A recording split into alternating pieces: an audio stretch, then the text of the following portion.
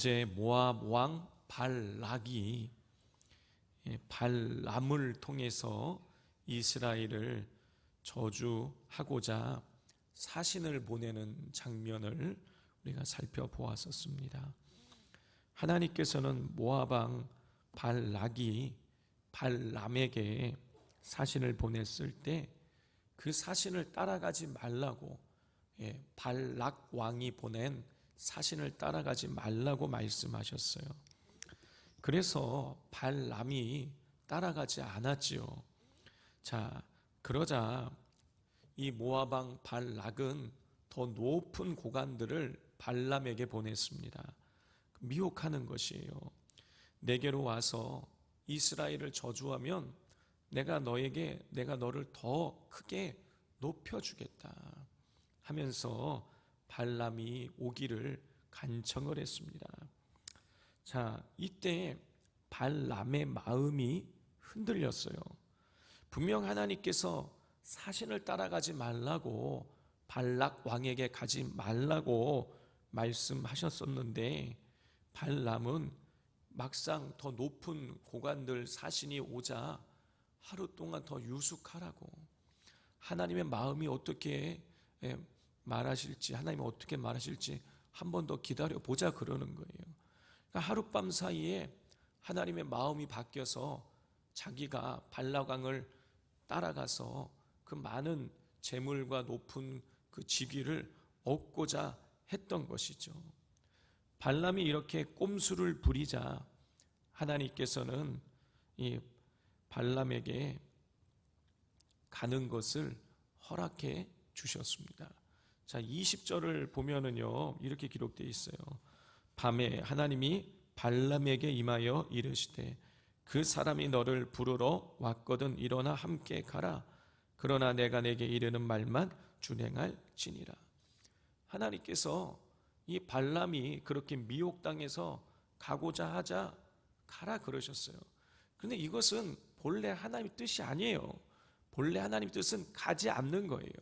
그런데 발람이 그렇게 마음에 미혹돼서 가고자 하자, 탐욕에 사로잡혀서 발락 왕을 사신을 따라가고자 하자, 가라 그러신 거예요. 가라고 그러신 것은 그렇게 미혹당해서 따라가는 것이, 가서 하나님의 그를 그렇게 하나님 뜻을 거역하고 따라가는 그 행위를 통해서 하나님께서 교훈하시고자 하는 그런 뜻이 있으셨던 것이죠.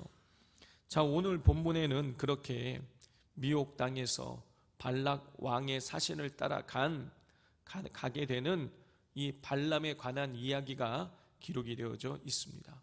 이거 참 어렵네요. 발람, 발락, 발락 왕, 발람, 이 발람에 대한 오늘 이야기가 기록이 되어져 있습니다.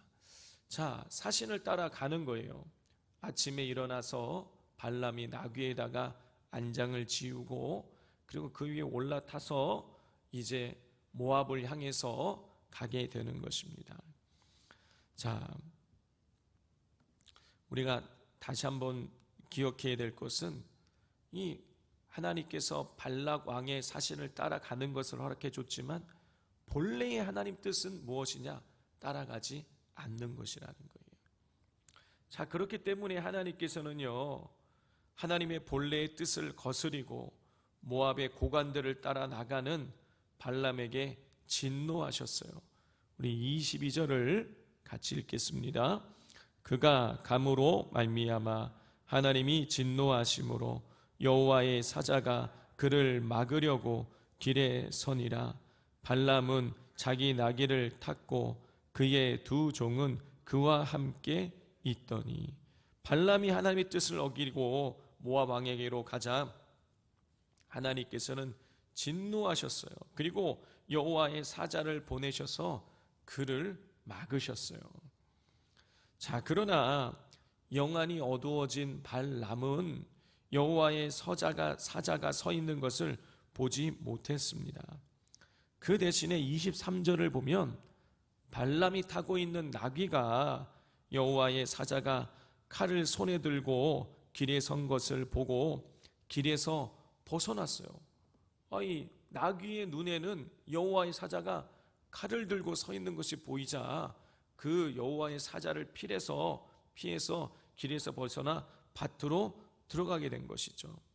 자, 갑자기 나귀가 멀쩡하던 길에서 벗어나서 밭으로 들어가 그런 난동을 부리자 그 상황을 알지 못하는 발람은 나귀에게 채찍질을 가하고 그리고 지팡이로 나귀를 때리면서 다시 제 길로 돌아가기를 원했습니다.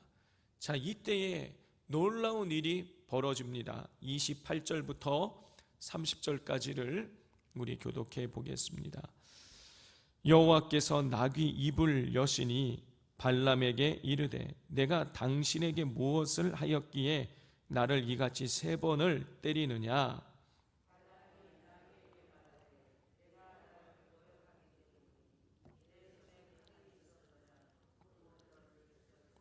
나귀가 발람에게 이르되 나는 당신이 오늘까지 당신의 일생 동안 탄 나귀가 아니냐. 내가 언제 당신에게 이같이 하는 버릇이 있었더냐. 그가 말하되 없었느니라. 성도 여러분, 발람이 하나님의 뜻을 거역하고 발락에게로 가고자 하자 여호와의 사자가 칼을 들고 발람을 죽이려고 한 것이에요. 그런데 이 사실을 나귀가 보고 피한 것이죠. 그런데 발람은 그걸 보지 못했던 것이에요. 자, 여기에서 우리가 아주 중요한 사실을 하나 알 수 있습니다. 첫 번째는 뭐냐? 욕심에 사로잡히게 되면 영안이 다치게 된다는 거예요.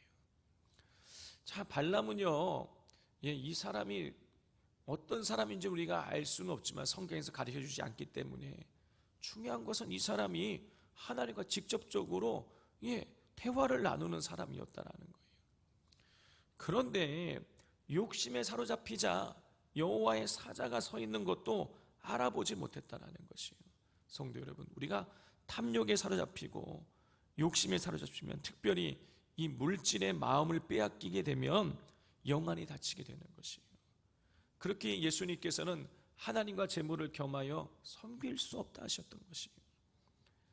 자, 두 번째로 우리가 알 수 있는 것은 하나님께서는 당신의 뜻을 이루기 위해서 사람이 생각지 못한 방법을 통해서 역사하신다라는 것입니다. 하나님께서는요, 나귀가 말하게 하셨어요. 나귀가 말하게 하셔서 발람을 깨우치셨어요. 자, 이렇게 되자 그때서야 발람의 눈이 밝아져서 여호와의 사자가 손에 칼을 빼들고 서 있는 것을 보게 되었습니다.